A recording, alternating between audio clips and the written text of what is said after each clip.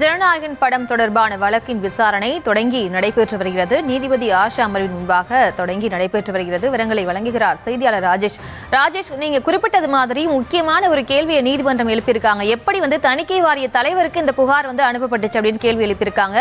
மேலும் இந்த வழக்கு அப்நார்மலா இருக்கு அப்படின்னு சொல்லியிருக்காங்க. இது தொடர்பா தணிக்கை வாரியம் என்னென்ன வாதங்களை முன்வைக்கிறாங்க?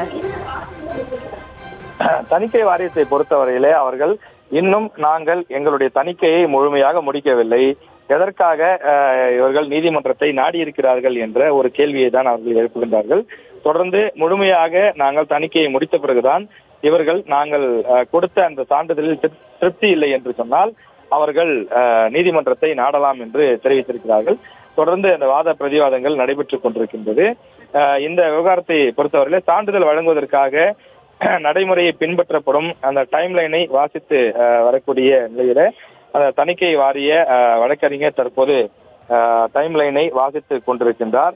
தொடர்ந்து இந்த விவகாரத்திலே சான்றிதழை வழங்குவதற்கான நடைமுறைக்காக பின்பற்றப்படக்கூடிய அந்த டைம்லைன் என்ன இருக்கிறது என்பதை சொல்லிக் கொண்டிருக்கிறார்கள். எனவே எங்களுக்கான உரிய கால அவகாசம் வேண்டும் என்பதுதான் தணிக்கை வாரியத்தினுடைய அதிகாரிகள் வழக்கறிஞர்களிடம் சொல்லக்கூடிய தகவலாக இருக்கிறது.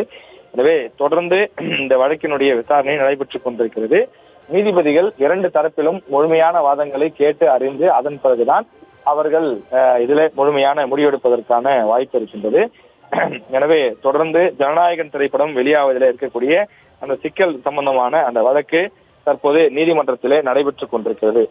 விஜய் நடித்திருக்கக்கூடிய கடைசி திரைப்படம் என்று எதிர்பார்க்கப்படுகிறது. காரணம், இதற்கு பிறகு அவர் அரசியலில் இறங்கப் போகிறார் என்று சொல்லப்படுகிறது. எனவே அரசியலில் அவர் இறங்குவதற்கு முன்னதாக வெளிவரக்கூடிய திரைப்படம் என்பதனாலே அது ஒரு மிகுந்த எதிர்பார்ப்பை ஏற்படுத்தியிருக்கக்கூடிய படமாக மாறி இருக்கின்றது. குறிப்பாக அவர் அரசியலில் கால் பதிக்கக்கூடிய காரணத்தினாலே இந்த திரைப்படத்தில் பல்வேறு அரசியல் சம்பந்தப்பட்ட கருத்துக்கள் இடம்பெற்றிருக்கின்றது. எனவே இந்த படத்தினுடைய அந்த முடிவுகள் என்னவாக இருக்க போகிறது என்பதை எதிர்பார்த்து காத்துக் கொண்டிருக்கிறார்கள். இது தொடர்பாக அந்த பட தயாரிப்பு நிறுவனமான KVN புரொடக்ஷன் சென்னை உயர்நீதிமன்றத்திலே வழக்கு தொடர்ந்திருந்தது. இந்த வழக்கை நீதிபதி PT ஆஷா தற்போது நேற்றைய தினம் விசாரித்து அவர் வழக்கை ஒத்திவைத்தார். இன்று மீண்டும் வழக்கு விசாரணை தொடங்கி நடைபெற்றுக் கொண்டிருக்கிறது.